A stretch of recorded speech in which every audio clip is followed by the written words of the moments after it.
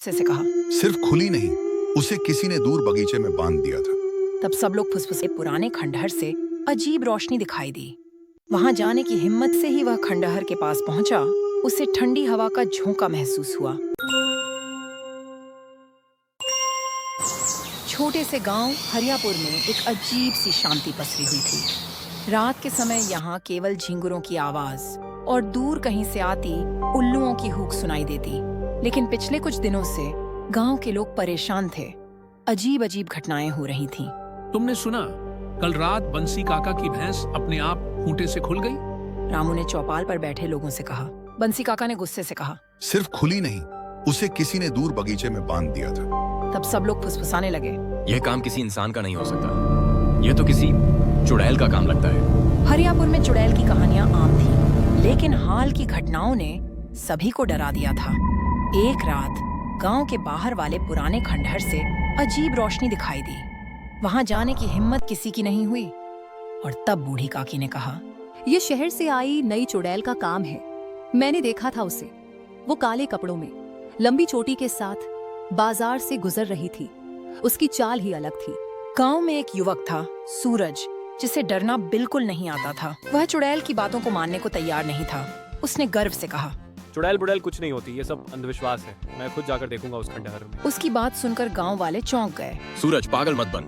चुड़ैल ने तुझे पकड़ लिया तो?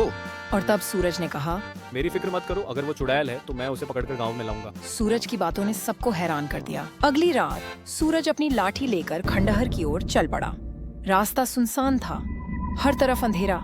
जैसे ही वह खंडहर के पास पहुंचा, उसे ठंडी हवा का झोंका महसूस हुआ। खंडहर के अंदर से एक अजीब सी आवाज आ रही थी। सूरज ने जोर से पूछा, कौन है वहाँ? अचानक एक तेज हंसी गूंज उठी। तुम यहाँ क्यों आए हो इंसान? सूरज ने देखा, सामने खड़ी थी एक काली साड़ी पहने लंबी औरत, जिसकी आंखें जल रही थीं। सूरज ने हिम्मत करके पूछा, तुम कौन हो? चुड़ैल ने कहा, मैं शहर से आई हूँ, तुम्हारे जैसे लोगों को सबक सिखाने। सूरज ने लाठी संभालते हुए कहा। किस तरह का सबक? वह चुड़ैल हंस पड़ी और बोली, तुम इंसान सोचते हो कि तुम सब कुछ जानते हो, पर असली ताकत क्या है ये तुम्हें पता नहीं। सूरज ने कदम आगे बढ़ाया और कहा, मुझे डर नहीं लगता, अगर तुम्हारे पास ताकत है तो दिखाओ। चुड़ैल ने अपना हाथ हवा में उठाया और अचानक खंडहर के चारों तरफ तेज रोशनी फैल गई। सूरज का चेहरा थोड़ा फीका पड़ गया और तब चुड़ैल ने गंभीरता से पूछा, अब बोलो सूरज, तुम्हें सच में डर नहीं लगता? नहीं, लेकिन तुम जो कर रही हो वो गलत है। गांव को परेशान करना बंद करो। चुड़ैल ने एक गहरी सांस ली और कहा, तुम्हारा गांव पहले से ही डर के साए में जी रहा है। मैं तो बस उन्हें उनका डर दिखा रही हूँ। सूरज ने ध्यान से देखा। चुड़ैल के चेहरे पर दर्द झलक रहा था और तब सूरज ने कहा, तुम ये सब क्यों कर रही हो? मैं शहर से यहाँ आई क्योंकि मेरे साथ अन्याय हुआ। मुझे वहाँ किसी ने अपनाया नहीं।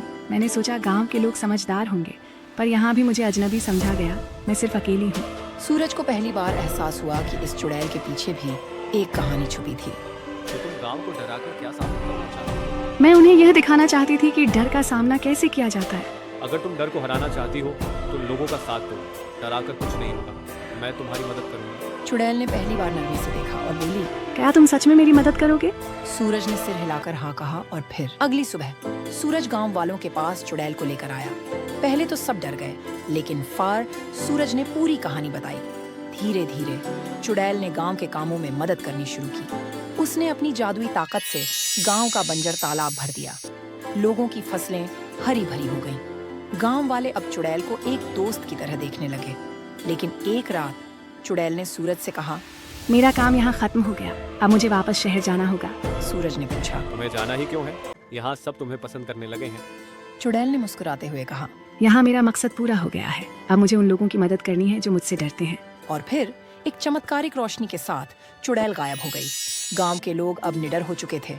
सूरज ने सबको सिखाया कि डर का सामना करना ही असली बहादुरी है। और हरियापुर की यह कहानी हमेशा याद रखी गई कि कैसे शहर से आई एक नई चुड़ैल ने उन्हें डर से आजादी दिलाई।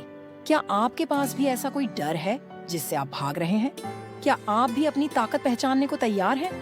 सोचिए और हिम्मत दिखाइए। दोस्तों, ये थी हमारी आज की कहानी। अगर आपको ये वीडियो पसंद आया तो लाइक करें, शेयर करें और हमारे चैनल को सब्सक्राइब करना ना भूलें।